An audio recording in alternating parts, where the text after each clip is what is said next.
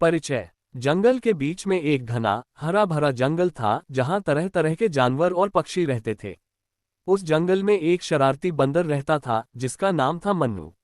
मन्नू अपनी चंचलता और जिज्ञासु स्वभाव के लिए पूरे जंगल में मशहूर था। वह हमेशा कुछ नया करने की तलाश में रहता था, चाहे वह पेड़ों पर उछल कूद करना हो या जंगल के रहस्यों को खोजने की कोशिश करना। एक दिन मन्नू की जिंदगी में कुछ ऐसा हुआ जिसने उसकी जिंदगी को हमेशा के लिए बदल दिया। ये कहानी है मन्नू और एक जादुई मछली की जो जंगल के तालाब में रहती थी। मन्नू की सैर। एक सुहानी सुबह मन्नू अपने पसंदीदा आम के पेड़ पर बैठा था। उसने एक रसदार आम तोड़ा और उसे चटकारे लेकर खाने लगा। लेकिन उसका मन उचट रहा था। आज कुछ नया करना चाहिए, उसने सोचा। उसने अपने दोस्तों भालू और खरगोश को बुलाने की सोची, लेकिन फिर उसे याद आया कि वे दोनों जंगल के दूसरे हिस्से में व्यस्त हैं। अच्छा, मैं अकेले ही सैर पर निकलता हूँ, मन्नू ने फैसला किया। वह पेड़ों पर उछलता कूदता जंगल के गहरे हिस्से में चला गया। वहां उसे एक छोटा सा तालाब दिखाई दिया जिसे उसने पहले कभी नहीं देखा था। तालाब का पानी साफ और नीला था और उसमें सूरज की किरणें चमक रही थीं। मन्नू की आंखें चमक उठीं। वाह, ये तो बहुत सुंदर है, उसने कहा और तालाब के किनारे बैठ गया। जादुई मछली से मुलाकात। मन्नू तालाब में अपने चेहरे का प्रतिबिंब देख रहा था, तभी उसकी नज़र एक सुनहरी चमक पर पड़ी। उसने गौर से देखा तो पाया कि तालाब में एक छोटी सी मछली तैर रही थी जिसका रंग सोने की तरह चमक रहा था। मन्नू को मछली पकड़ने का शौक था और उसने सोचा, क्यों न इस मछली को पकड़ लूं, शायद ये स्वादिष्ट हो। उसने तेजी से एक लंबी छड़ी उठाई और मछली को पकड़ने की कोशिश की। कई बार कोशिश करने के बाद आखिरकार उसने मछली को पकड़ लिया। मछली उसके हाथ में फड़फड़ा रही थी, लेकिन तभी मछली ने इंसानी आवाज में बोलना शुरू किया, अरे मुझे छोड़ दो बंदर, मैं कोई साधारण मछली नहीं हूँ, मैं एक जादुई मछली हूँ। अगर तुम मुझे छोड़ दोगे तो मैं तुम्हें 3 वरदान दूंगी। मन्नू हैरान रह गया। उसने मछली को गौर से देखा। तू बोल सकती है और वरदान भी दे सकती है? उसने अविश्वास भरे लहजे में पूछा। हाँ बिल्कुल, मछली ने जवाब दिया। मैं जंगल की प्राचीन आत्माओं से जादुई शक्ति पाई हूँ। अगर तुम मुझे वापस तालाब में छोड़ दोगे तो मैं तुम्हें 3 इच्छाएं पूरी करने का मौका दूंगी। लेकिन सावधान, अपनी इच्छाएं सोच समझकर मांगना, क्योंकि हर इच्छा का असर बड़ा हो सकता है। मन्नू ने एक पल के लिए सोचा। उसे लगा कि यह एक मजेदार मौका है। उसने मछली को तालाब में वापस छोड़ दिया और उत्साह से बोला, ठीक है, मैं तैयार हूँ। मेरी पहली इच्छा क्या हो? पहली इच्छा, अनंत फल। मन्नू ने अपने पेट की ओर देखा और सोचा, मुझे हमेशा भूख लगती है। अगर मेरे पास अनंत फल हो तो मुझे कभी भूखा नहीं रहना पड़ेगा। उसने मछली की ओर देखा और कहा, मेरी पहली इच्छा है कि मेरे पास अनंत फल हो जो कभी खत्म न हो।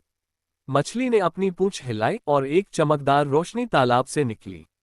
मन्नू के सामने एक बड़ा सा पेड़ प्रकट हुआ जिस पर हर तरह के फल लटक रहे थे, आम, केले, सेब, नारियल और भी बहुत कुछ। मन्नू की आंखें चमक उठीं। उसने एक आम तोड़ा और खाया। वह इतना स्वादिष्ट था कि मन्नू खुशी से उछलने लगा। वाह, ये तो कमाल है, उसने कहा। अब मुझे कभी भूखा नहीं रहना पड़ेगा। मछली ने मुस्कुराते हुए कहा, 2 और इच्छाएं बाकी हैं, सोच समझकर मांगना। मन्नू ने उस दिन ढेर सारे फल खाए और अपने दोस्तों को भी बुलाया। भालू और खरगोश भी फलों का स्वाद चखकर हैरान रह गए। लेकिन जल्दी ही मन्नू को एहसास हुआ कि सिर्फ फल खाने से जिंदगी में और भी बहुत कुछ चाहिए। दूसरी इच्छा, जंगल का राजा। अगले दिन मन्नू फिर तालाब के पास गया। उसने देखा कि जंगल में शेर को सभी जानवर डरते हैं और उसकी इज्जत करते हैं। मन्नू ने सोचा, अगर मैं जंगल का राजा बन जाऊं तो कितना मजा आएगा। सभी मेरी बात मानेंगे और मैं सबसे ताकतवर होऊंगा। उसने मछली को बुलाया और अपनी दूसरी इच्छा बताई, मेरी दूसरी इच्छा है कि मैं जंगल का राजा बन जाऊं। मछली ने फिर अपनी पूंछ हिलाई और एक बार फिर जादुई रोशनी चमकी। मन्नू को अचानक अपने शरीर में बदलाव महसूस हुआ। उसका शरीर बड़ा और ताकतवर हो गया और उसके सिर पर एक सुनहरा मुकुट प्रकट हुआ। जंगल के सभी जानवर उसे देखकर झुकने लगे और उसे महाराज मन्नू कहकर बुलाने लगे। मन्नू को ये सब बहुत अच्छा लगा। वह जंगल में इधर उधर घूमता और जानवरों को आदेश देता। लेकिन जल्दी ही उसे एहसास हुआ कि राजा बनना इतना आसान नहीं है। हर जानवर अपनी समस्या लेकर उसके पास आता था, कभी पानी की कमी, कभी खाने की दिक्कत, तो कभी 2 जानवरों के बीच झगड़ा। मन्नू को ये सब संभालना मुश्किल लगने लगा। वह थक गया और उसे अपनी पुरानी आज़ादी याद आने लगी। तीसरी इच्छा, सच्ची खुशी। कुछ दिन बाद मन्नू फिर तालाब के पास लौटा। वह उदास था। मछली, मैंने फल मांगे ताकि मुझे भूख न लगे, लेकिन मुझे फिर भी कमी महसूस होती है। मैंने राजा बनने की इच्छा मांगी, लेकिन अब मैं थक गया हूँ। मैं समझ नहीं पा रहा कि मुझे चाहिए क्या। मछली ने गहरी सांस ली और कहा, मन्नू, तुमने जो मांगा वह सब बाहर की चीजें थीं। सच्ची खुशी बाहर की चीजों में नहीं, बल्कि तुम्हारे दिल में होती है। अपनी आखिरी इच्छा सोच समझकर मांगो। मन्नू ने बहुत सोचा। उसे अपने दोस्तों की याद आई, अपनी आज़ादी की याद आई और उन पलों की याद आई जब वह बिना किसी चिंता के पेड़ों पर उछलता कूदता था। उसने मछली से कहा, मेरी तीसरी इच्छा है कि मैं फिर से वही पुराना मन्नू बन जाऊं, लेकिन मेरे दिल में हमेशा सच्ची खुशी रहे। मैं अपने दोस्तों के साथ हंसना खेलना चाहता हूं और जंगल की हर छोटी बड़ी चीज में खुशी ढूंढना चाहता हूं। मछली ने मुस्कुराकर कहा, यह एक समझदारी भरी इच्छा है मन्नू। उसने अपनी पूंछ हिलाई और मन्नू फिर से वही पुराना शरारती बंदर बन गया। लेकिन इस बार उसके दिल में एक अजीब सी शांति थी। उसे अब हर चीज में खुशी नजर आने लगी। पेड़ों की हरी पत्तियां, तालाब का साफ पानी, दोस्तों की हंसी, सब कुछ उसे सुंदर लगने लगा। कहानी का अंत। मन्नू ने अपनी जिंदगी में बहुत कुछ सीखा। उसने समझ लिया कि सच्ची खुशी न तो अनंत फलों में है, न ही राजा बनने में। सच्ची खुशी अपने दोस्तों, अपने आसपास की दुनिया और अपने दिल की शांति में है। वह फिर से अपने दोस्तों के साथ हंसने खेलने लगा और जंगल में उसकी हंसी की गूंज दूर दूर तक सुनाई देती थी।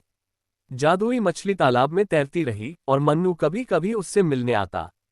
वह मछली को धन्यवाद देता और कहता, तुमने मुझे जिंदगी का सबसे बड़ा सबक सिखाया। मछली बस मुस्कुराती और तालाब की गहराइयों में चली जाती। निष्कर्ष, ये कहानी हमें सिखाती है कि सच्ची खुशी बाहरी चीजों में नहीं, बल्कि हमारे अपने दृष्टिकोण और दिल की शांति में होती है। मन्नू की तरह हमें भी अपनी इच्छाओं को सोच समझकर चुनना चाहिए, क्योंकि असली धन तो वह है जो हमारे दिल को सुकून दे।